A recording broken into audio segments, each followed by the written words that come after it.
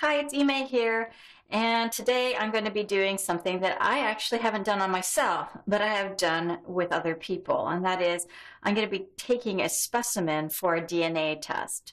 So the test that I'm getting done is called a celiac disease, HLA, DQA/DQB association test. This is a DNA test that can only be ordered by a script from a physician. So anybody who has a medical degree can actually get you the script. You cannot get this test done independently. And it's probably a good thing for right now because it's highly regulated, so you make certain that you're getting a lab that's going to give you the least amount of false negatives or false positives and has, a pretty good track record. And you also want follow-up in case you get a positive. So I don't actually have any feeling one way or the other about whether or not I get a positive diagnosis for celiac disease. What it would say is that in my DNA, I have the predisposition to developing celiac disease or gluten intolerance. A positive would actually help me on the medical side, so that's in my records and it's established. But I already know that just by trial and error, when I eat gluten, I am sick as a dog. And when I don't have any gluten in my diet, nor soy, dairy, the things that trigger some problems for me, my digestive system is really happy.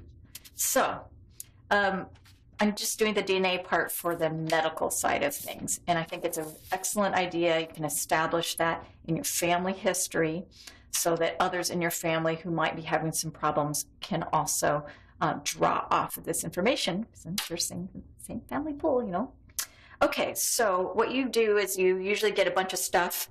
Mine's going to LabCorp, which is a very well-known lab. And it comes with a little kit. So I'll be showing you what you do. You're going to get, in my case, I have 2 sets of swabs. The swabs are 2 each, and you're going to take a sample in the left bottom and top and right bottom top after swallowing your saliva. This is not a spit test. It's not a saliva test. You actually want to remove the saliva and actually have the swab touch those parts of the cheek and grab a little piece of cheek material, just the lining, and then dry them and then stick them inside of this. So I'll show you up closer. All right. And it actually has these little places that you stick them in, so I'll try to split that so you can see the little splits there.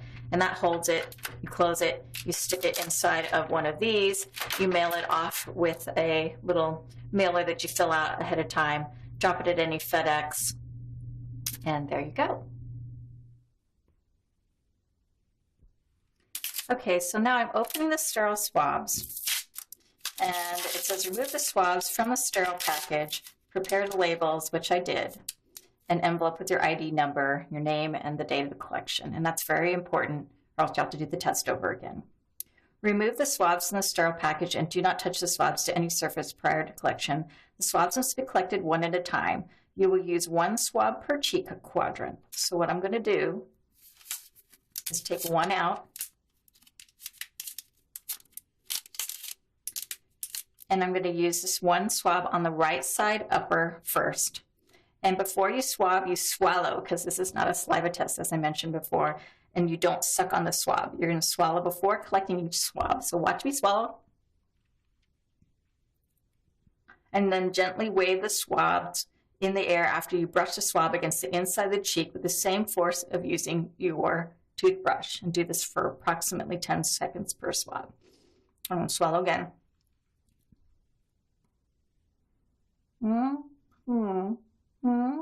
4, 5, 6, 7, 8, 9, 10. Okay, so that was 1. Then I have my label. I'm going to stick it on the end here. So I have my flag. And I'm going to wave that around.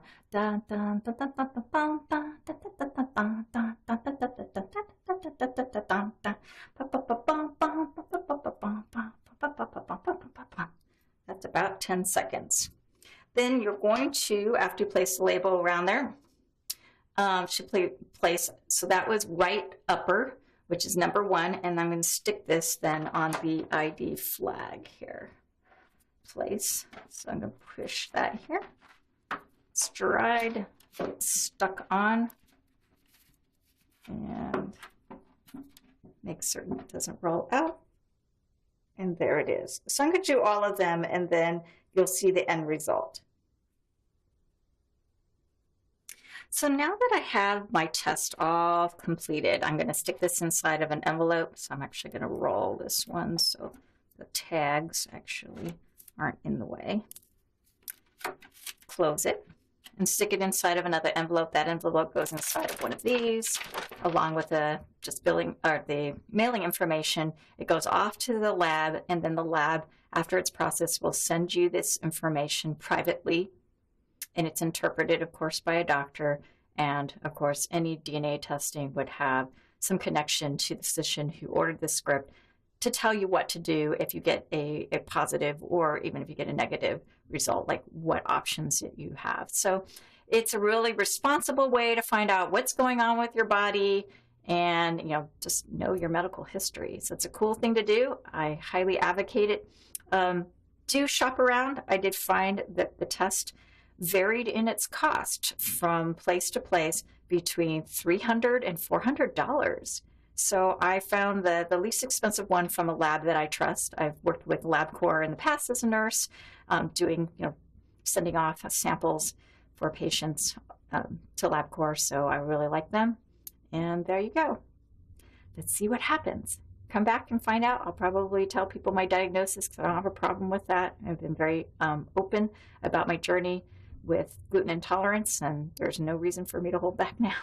So see you soon.